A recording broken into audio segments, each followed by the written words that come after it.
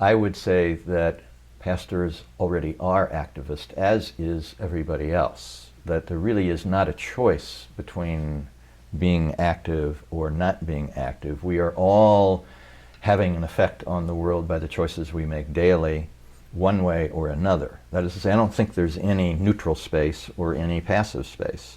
We're either cooperating with the world as it is currently structured, or we are acting to change it in some way. But both of those are actions that have effects in the world.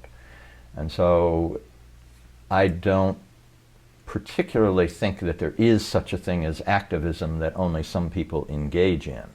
I think it's rather a question of what kind of activism are you already engaged in, and are you being active in the way you want to be. Part of what happened with me in my particular history was being rearranged by immersion in black culture, and coming out the other side of that, not only was a different understanding about how race works in this country, historically and in the present moment, but also having been opened to a deep appreciation for the beauty of a group of people using their culture to survive desperation and make it yield beauty in spite of itself.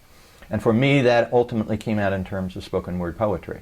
After being involved in that neighborhood on East Side Detroit for 15 years, some of that cultural innovation got up inside of me, and the way it came out was in terms of a jazz-based and sometimes hip-hop flavored way of doing poetry and reading around the city, sometimes with musical backup, sometimes not.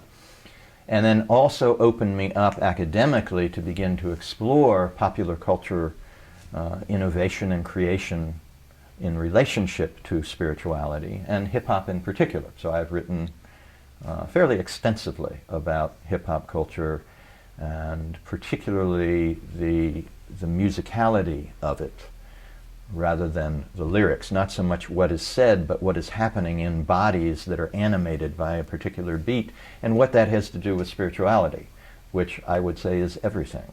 That ultimately spirituality is about being connected up with the fact of being embodied creatures, living in an embodied world, and having to learn to work with energy in a way that creates life, that is capable of taking pain and transforming it, transmuting it into something that yields community and yields value in spite of its painfulness. Mm-hmm. And so spirituality and hip-hop, for me, is at the cutting edge of this question that Pew Trust has unearthed about a younger generation now that really is not so interested in institutional religion, but I think finds a lot of its sense of value and meaning around the big questions of life, violence, death, birth, struggle, in forms like hip-hop or even like punk culture.